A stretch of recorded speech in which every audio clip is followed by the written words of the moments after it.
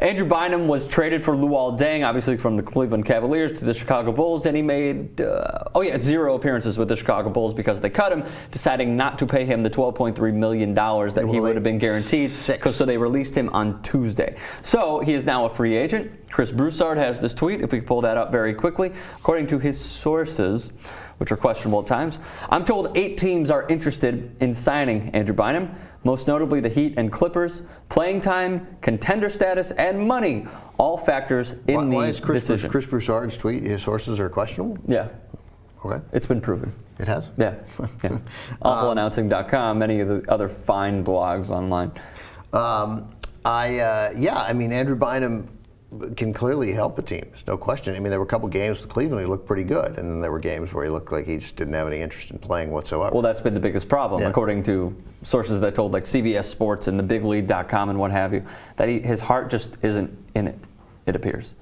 Yeah, he's a troubled kid, clearly. How so? Because now this and everything else that happened in Los Angeles. This meaning what? This lack of interest in playing, this inability to gel with teammates in Cleveland. They said he he'd keep to himself. He didn't really talk. He didn't, and now you factor in the other stuff that happened earlier in his career. Man, look at that picture. Yeah, he's huge. I mean, he is big, but he just looks a little. I'm not going to say overweight. He's not overweight, but just. No, he might be a little overweight. No, Mike, he doesn't look totally overweight. Can we go to the next one? That's not a good picture. I mean, like there.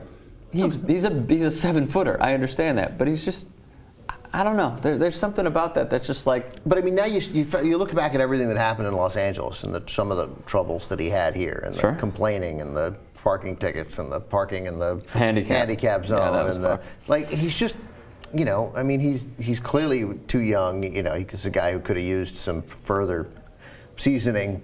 Socialization. Could have used Deion Sanders. Could have used some saying. college, but he didn't get it, and he's incredibly talented, and of course somebody will use him. He can make a difference defensively almost immediately, and if he's motivated, and this guy gets 20 minutes a game, those can be a pretty impactful 20 minutes. And I don't know why we're restricting it to 20 minutes. If he gets healthy, he can play 35 minutes a game. I mean, I don't think a coach would push him to 35 minutes, though, because of the knee injuries that he's had year in, year out. I mean, that doesn't seem like the best move for him. If he gets healthy, then if he can play, then he can play. I mean, you can't. If you can play, you can play.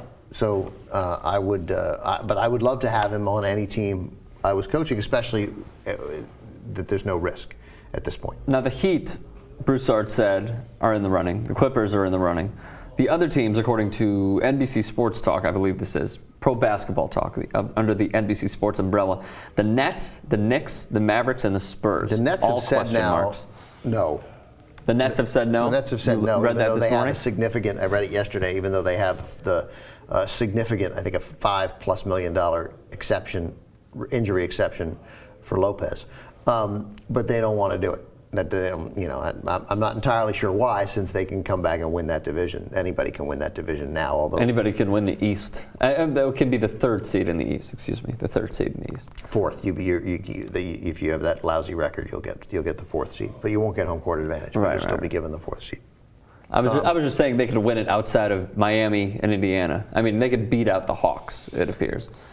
Theoretically you could beat out the Hawks, but it looks like whoever's going to get that fourth seed is a good chance they're going to finish under 500. Either the Hawks or I hope the Wizards. Somebody's going to win 45 games and get that third seed. Okay, here's my question to you. If you are Pat Riley and you see basketball talent in ways that many of us simply do not, and he was able to lure so many players to play. He was able to lure LeBron James and Chris Bosh to play with Wade. They're probably going to win it again this year. I have stuck to that point. I will continue to stick to it.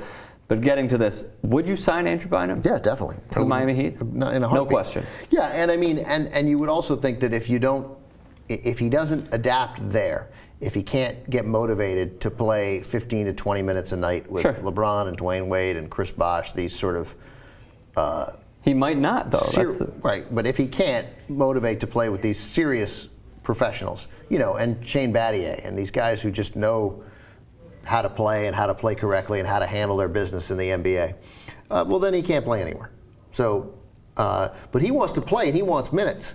So as Chris Broussard's tweet suggested, and what I've read is that maybe that all came from playing time, Broussard. contender status, and money. Right, so I'm not sure he wants to play 15 minutes a game. He may want to go 25, 30 minutes a game and reestablish his career for very obvious reasons, is that if he plays 28 minutes a game and gets 14 points and 9 rebounds and blocks a couple of shots, well, then he's going to get a $60 million contract next year, which is what he wants. Let me ask you this. Which is what he should want. Let me ask you this. It's his job. Yeah, certainly. Let me ask you this. When did basically the focus and the mentality sort of shift? I know that free agency had a lot to do with it, but where the players could strong arm the coaches like this and sort of not necessarily get coaches fired, but just where the players had more control than the coaches. Did free agency basically do that for sports? Yeah, because they got so much money, and then eventually you get $75 million, $50 million, $40 million invested in a player, and a coach who's making $1.5 million a year, $2 million a year. Well, you know how that's going to go.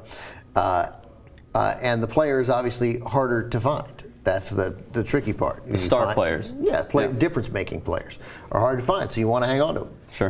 But, you know, it happens a few times, but it's not like players are consistently running coaches off. And the Cavaliers took a very reasonable tact here, is that they gave him $12 million, but they only guaranteed $6 million. So if they cut him before this week, they had a chance to save that other $6 million or get rid of him, and they were able to trade him. And they knew very well that even if he was bad news, trading that contract was incredibly appealing to other teams who wanted to get under the tax. Yeah. So it was incredibly appealing to the Bulls, and it was incredibly appealing to the Lakers, who screwed up by not working out a deal for Gasol. I think they would have wanted that. The money that they saved would have mattered to them, and their season, whether the Lakers realize it or not, is as sunk can be. They're at the bottom of the ocean, and the ship is split in half. Well, they're not totally at the bottom. They're almost at the bottom of the Western Conference. No, I mean figuratively. Yeah, I got you. They're not turning it around. They're not sneaking into the playoffs. They're bad, and they're not going to come back and win 13 out of 16. It's not happening.